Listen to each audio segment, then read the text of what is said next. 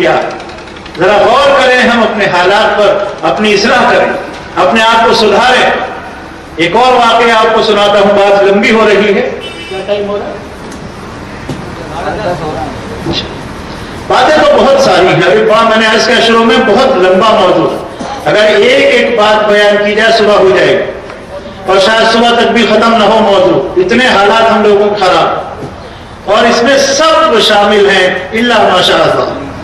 اللہ کی توفیق سے چند ہی لوگ بچے ہوئے ہوں. تو اپنی اصلاح پر غور کریں. سنتے ہم بہت کچھ سنتے ہیں, جلسوں میں, کانفرنسوں میں, اجتماعات میں بہت کچھ سنا جاتا ہے. تھوڑا سا عمل کرنے کی بھی کوشش کریں. اللہ کے نبی صلی اللہ علیہ وسلم کے ایک صحابی ہیں جلیبیب, کالے گلوٹے, نہایت غریب آدمی, آپ کی مجلس میں بیٹھے. آپ نے پوچھا جلیبیب شادی کی؟ نہیں, اللہ کے رسول مجھ کو کون بیٹی دے گا؟ اس سے کون اپنی بیٹی بیاہے گا؟ میں تو ویسے ہی شکل و صورت کا اچھا نہیں, مال و دولت بھی میرے پاس نہیں, معاشرے کا نہایت پستہ انسان. نبی صلی اللہ علیہ وسلم نے فرمایا جلیبیب جاؤ فلاں گھر پر جا کر دستک دو, فلاں انصاری صحابی کے گھر پر جاؤ اور دستک دو, اور کہنا اللہ کے نبی صلی اللہ علیہ وسلم نے سلام کہلایا, اور ان سے کہنا کہ اپنی بیٹی کا مجھ سے نکاح کر دیں. وہ صحابی کھڑے ہوتے ہیں, سن لو صحابہ سے محبت کے دعوے داروں اور نبی صلی اللہ علیہ وسلم سے محبت کرنے والوں, آپ کے وہ صحابی جو نہایت غریب تھے, کالے کلوٹے تھے, آپ کی ہدایت پر اس گھر پر جاتے ہیں, دستک دیتے ہیں, صاحب خانہ باہر آتا, سلام کرتے ہیں اور نبی کریم صلی اللہ علیہ وسلم کا سلام پہنچاتے ہیں. ذرا غور کرو وہ کتنے خوش قسمت لوگ تھے وہ جن کو نبی صلی اللہ علیہ وسلم سلام کہیں. آپ نے فرمایا جاؤ ان سے میرا سلام کہیں. اللہ کے نبی علیہ السلام کی طرف سے سلام آتا ہے ان لوگوں کے. اس کے بعد مدعا بیان کیا کہ مجھے آپ کی خدمت میں اس لیے بھیجا ہے کہ آپ اپنی بچی سے میرا نکاح کر دیں. وہ صاحب خانہ تو حیران ہو گیا, اس کے پیچھے اس کی بیوی کھڑی تھی, اور زیادہ ان معاملات میں حساس ہوتی. اس نے کہا کون آدمی ہے, انجان آدمی ہے, ہم جانتے نہیں, پہچانتے نہیں, نہ کوئی شکل و صورت اس کی ہے, ہم کیسے اپنی بیٹی کا ہاتھ اس کے ہاتھ میں تھما دیں؟ یہ گفتگو دونوں میاں بیوی میں ہو رہی. پیچھے سے وہ لڑکی بھی آ جاتی, ماں باپ کی گفتگو سنتی ہے, اصل مسئلے سے واقف ہوتی. اس اللہ کی بندی کو دیکھی, کتنی دین پسند تھی, اور محمد رسول اللہ صلی اللہ علیہ وسلم سے کتنی سچی محبت تھی. وہ لڑکی کہتی ہے اپنے والدین سے کہ یہ رشتہ محمد رسول اللہ صلی اللہ علیہ وسلم نے بھیجا ہے, آپ اسے قبول کر لیجئے, اس میں خیر ہی خیر ہے. اگر آپ انکار کریں گے تو اچھا نہیں ہوگا. اس رشتے میں خیر ہے, برکت ہے. ذرا سوچو کس کا بھیجا ہوا. اس آدمی کی شکل و صورت پر نہ جاؤ, اس کی قربت کو نہ دیکھو, دیکھو پیغام کس نے بھجوایا. پیغام محمد رسول اللہ صلی اللہ علیہ وسلم نے بھیجا ہے, آپ اس رشتے کو قبول کر لیں, میں راضی ہوں. میرے بھائیوں, اسے کہتے ہیں اتباع, اسے کہتے ہیں سنت کی پیروی, نبی کی اطاعت. ہم لوگ بہت اتباع سنت پر تقریریں سنتے ہیں اور بڑے جھوم جھوم کر سنتے ہیں, لیکن کسی ایک ہدایت پر عمل کرتے ہیں. کتنی اصلاح کی ہم نے اپنی. اس لیے میرے بھائیوں, ہمارے معاشرے میں جتنی برائیاں کم چھوٹی ہو یا بڑی, ان میں زیادہ تر برائیاں صحیح بات نہ معلوم ہونے کی وجہ سے, علم کی ناواقفیت کی وجہ سے, جہالت کی وجہ سے. آج جو شرک عام ہے, قبر پرستی عام ہے, اور غلو عام ہے, وہ علم نہ ہونے کی وجہ سے. آج جو بدعات جاری و ساری ہیں ہمارے معاشرے میں, علم نہ ہونے کی وجہ سے. دین کا علم نہیں, محمد رسول اللہ صلی اللہ علیہ وسلم کی اتباع کا مفہوم نہیں جانتے ہیں. تو اس لیے میرے بھائیوں, ہم اپنی اصلاح کی فکر کریں, اور ہر والدین، ہر ایک ہم میں سے اپنے ہی اور اپنے بچوں کی اصلاح کی فکر کرے، اپنے گھر کی اصلاح کی فکر کرے۔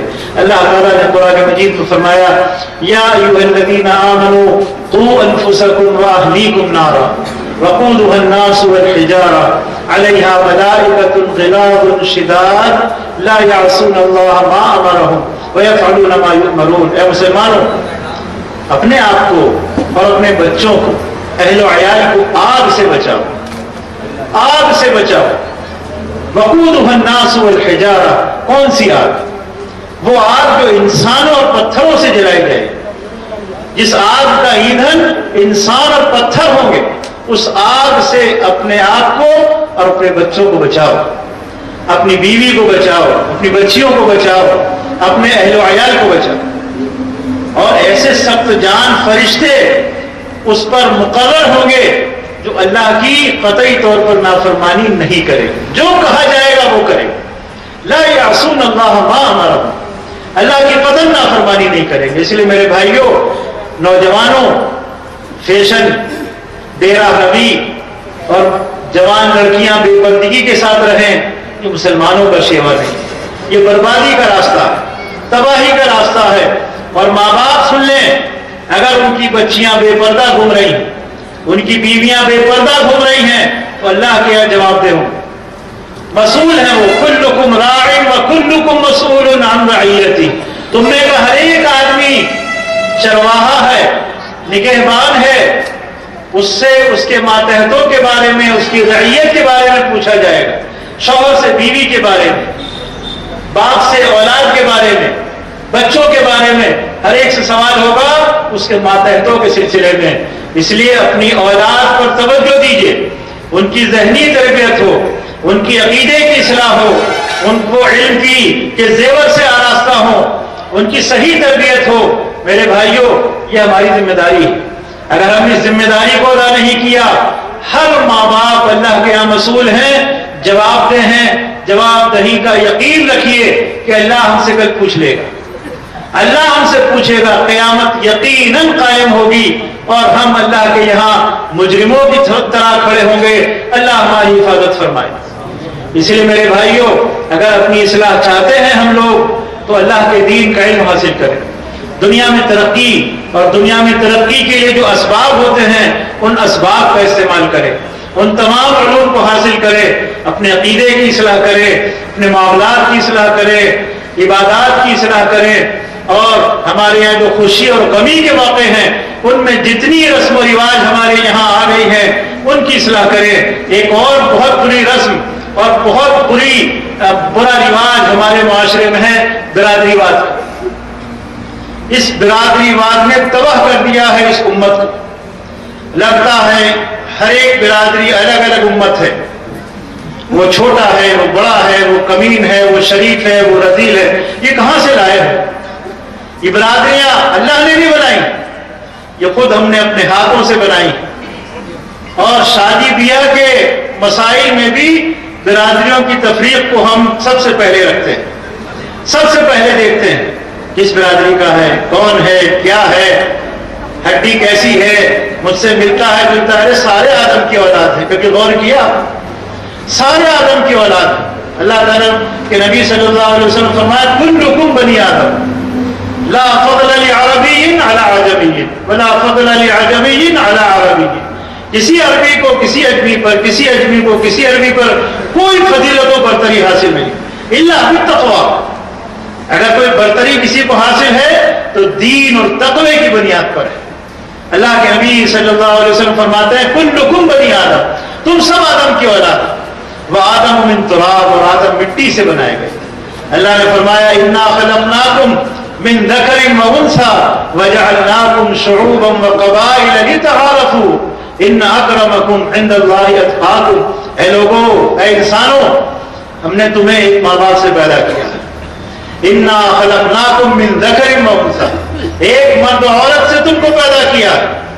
وجعلناکم شعوبا وقبائل، اور تمہارے درمیان جو قبیلے بنائے وہ کس لیے؟ لتعارفوا، تاکہ ایک دوسرے کو پہچان سکو، ایک دوسرے کو جان سکو۔ اونچ نیچ کے لیے نہیں ہے یہ قبیلہ، خاندان، یہ اونچ نیچ کے لیے نہیں ہے، بلکہ تعارف کے لیے. یہ فلاں ابن فلاں، یہ فلاں ابن فلاں، یہ آل فلاں، یہ فلاں کی اولاد ہے، فلاں کا پوتا ہے، فلاں کا نواسا. اس لیے تعارف کے لیے ہے یہ. ورنہ اللہ فرماتا ہے ان اکرمکم عند اللہ اتقاکم، اللہ کے نزدیک باعزت مکرم وہ ہے جو متقی ہے، جو دیندار ہے، جو موحد ہے، جو متبع سنت ہے، جس کے شب و روز کتاب و سنت کی روشنی میں انجام پاتے ہیں. تو میرے بھائیوں، اس بری رسم کو اپنے معاشرے سے اکھاڑ پھینکیں، ورنہ اس نے بڑا نقصان کیا ہوا ہے، بڑا نقصان کیا ہوا. آج ایک رشتہ آتا ہے، لڑکا لائق و فائق، عقیدے کا صحیح ہے، اخلاق کا بھی صحیح ہے، لیکن رشتہ منظور نہیں ہو رہا ہے. کیوں؟ جی وہ سب کچھ ٹھیک ہے مگر برادری کے نہیں. برادری کسے کہتے ہیں؟ یہ برادری تو اسلام کی برادری ہے. اللہ فرماتا ہے انما المؤمنون اخوہ، مومن مومن کا بھائی ہے، مومن مومن کا بھائی ہے. نبی علیہ السلام فرماتا ہے المسلم اخو المسلم، مسلمان مسلمان کا بھائی ہے، تو مسلمان مسلمان کا برادر ہے. لیکن ہم کیا کہتے ہیں؟ یہ فلاں میرا برادر ہے، اور وہ جو فلاں ہے وہ غیر برادر ہے. کلمہ پڑھنے والے سارے برادر ہیں. ہمارے نبی صلی اللہ علیہ وسلم فرماتے ہیں المسلم اخو المسلم، مسلمان مسلمان کا بھائی ہے، برادر ہے. اور ہم کیا کہہ رہے ہیں؟ یہ فلاں تو میرا برادر ہے اور وہ فلاں غیر برادر ہے. حالانکہ وہ کلمہ پڑھنے والا ہے، نماز پڑھنے والا ہے، زکوٰۃ دیتا ہے، صحیح عقیدہ رکھتا ہے. اور اسی بچی کا رشتہ برادری جسے ہم نے بنا لیا ہے اس میں سے آ جائے. لڑکا کتنا ہی بدعقیدہ ہو، بے عمل ہو، مال و دولت ہے اور برادری ہے، منظور ہے، سب کچھ ٹھیک ہے. بتائیے ہم میں سے کتنے لوگ ہیں جو رشتے لے کر جاتے ہیں اور یہ پوچھتے ہوں کہ لڑکی نماز پڑھتی ہے کہ نہیں؟ لڑکی والے لڑکے کے بارے میں تفتیش کرتے ہوں کہ لڑکا نمازی ہے کہ نہیں، عقیدے کا صحیح ہے کہ نہیں؟ میرے بھائیوں، یہ سب سدھار کی چیزیں ہیں. اگر ہم نے تو توجہ نہیں دی تو ہمارا معاشرہ کبھی نہیں سدھر سکتا. اللہ تعالیٰ مجھے بھی اور آپ کو بھی اپنے دین کو صحیح معنی میں سمجھنے، اس کے تقاضوں کو پورا کرنے، اس کے مطابق زندگی گزارنے کی توفیق عطا فرمائے. وآخر دعوانا ان الحمد للہ رب العالمین. جزاک اللہ خیر و احسن الجزاء. یہ تھے جناب حافظ شکیل احمد صاحب میرٹھی حفظہ اللہ، جو آپ کو انتہائی سنجیدہ انداز میں اصلاح معاشرہ قرآن و سنت کی روشنی پر ڈالا.